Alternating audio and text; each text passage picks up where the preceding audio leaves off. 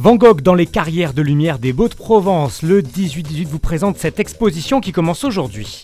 On l'a vite oublié, mais Aix a été une ville industrielle, ce guide nous le rappelle. Et enfin un nouveau pastis à Marseille, le pastis de la Plaine.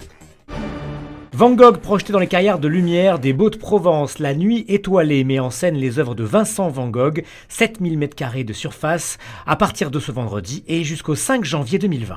Vous savez que Van Gogh a vécu pratiquement 2 ans, voire un peu plus en Provence, entre Arles et Saint-Rémy. Et donc c'est cette période provençale qui a particulièrement marqué et fait connaître sa peinture. Donc nous la présentons évidemment aux carrières, mais nous présentons également l'ensemble de son œuvre avec ces périodes entre le nord en Hollande, la région parisienne, et un jeu d'alternance entre du clair et de l'obscur principalement. J'ai choisi Van Gogh parce que c'est comme une météore, peut-être une comète dans la peinture.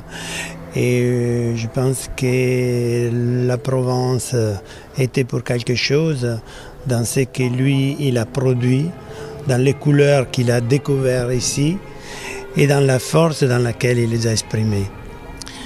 Je pense que la trace qu'il a laissée, on a essayé de la reproduire et de la transmettre au public.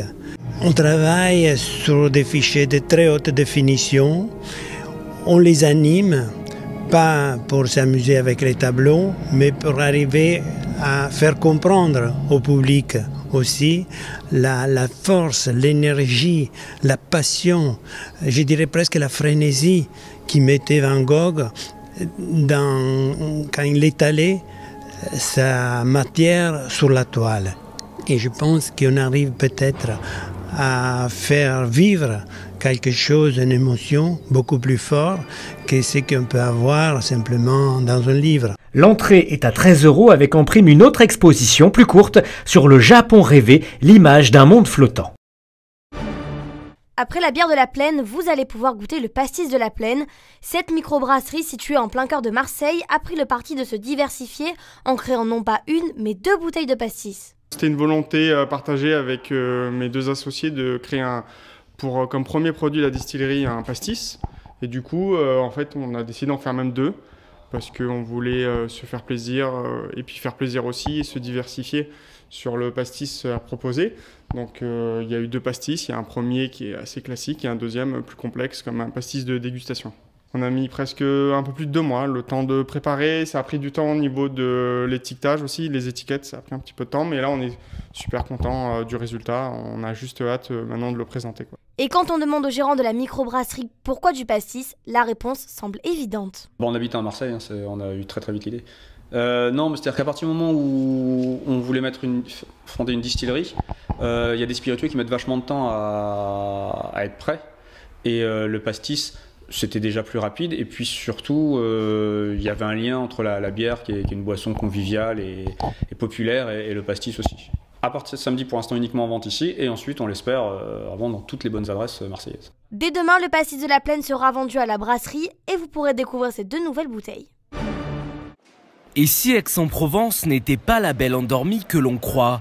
À l'occasion des Industry Days, le guide conférencier Frédéric Paul nous dépeint le portrait d'une ville industrielle dont les usines et chemins de fer jouxtaient encore la fontaine de la Rotonde. Il y a une vision erronée de la ville. On pense que la ville s'est endormie au 18e, 19e siècle. Mais en fait, pas du tout. Le quartier Sextus-Mirabeau, c'est l'ancienne zone industrielle d'Aix-en-Provence, puisque la gare de marchandises se trouvait à l'endroit où se trouve l'office de tourisme aujourd'hui. Et autour de la voie de chemin de fer, dès le 19e siècle, vont venir s'installer des entreprises. Et cette zone industrielle existera jusqu'à la fin des années 80. Si aujourd'hui le tissu industriel aixois s'est déplacé en périphérie, certains vestiges de cette époque révolue sont encore visibles.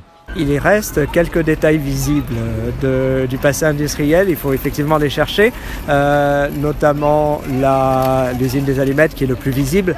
L'usine des allumettes a été créée à la fin du 19e siècle, 1895. Elle emploie à peu près 400 personnes dès ce moment-là et elle va durer jusqu'en 1972 où là elle sera fermée parce qu'elle se trouve en plein milieu du quartier dans Canyan, il y a des maisons aux alentours et c'est trop dangereux. Frédéric Paul vous emmène sur les pas de ce passé industriel souvent méconnu dimanche 3 mars. En Provence, le début du week-end sera ensoleillé avec un léger voile du côté de Toulon, Marseille et Avignon. Samedi matin, les températures ne dépasseront pas les 10 degrés avec -4 à Digne, 8 à Arles et 7 à Marseille. L'après-midi sera beaucoup plus chaud avec des températures printanières, 20 à Fréjus, 18 à Aix, Marseille et Toulon. Samedi, nous fêterons les Saint-Charles-le-Bon. Bon week-end en Provence.